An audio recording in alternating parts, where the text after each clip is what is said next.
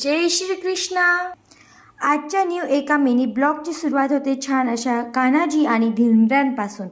तर आज कर आहे आणि करच्या दिवशी आमच्याकडे सकाळी असे तिखट म्हणजे बेसनाच्या पिठाचे आणि काही गव्हाच्या पिठाचे धिरडे केले जातात।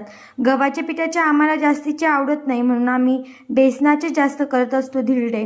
2 ते 3 नाट असते म्हणतात असं, त्याच्यामुळे मग 2 ते 3 गोड करत असतो, बाकीचे छान असे मस्तपैकी तिखटवाले करत असतो। आता बघा तुम्ही, हे छान असं मस्त एक बाजू शिजलेली आहे, आता दुसरी बाजू शिजवती आहे। आणि धिरड्यांचं पीठ आहे, याच्यामध्ये मी बेसन पीठ टाकलेलं आहे, मीठ टाकलं, थोडंसं तिखट, हळद पावडर आणि कोथिंबीर, लसूण, हिरवी मिरची मिक्सरला दळून टाकून त्याचं छान असं बॅटर असं पतलंवालं आपल्याला शिजवून घ्यायचं असतं आणि त्याचे छान असे पराठे लावून घ्यायचे।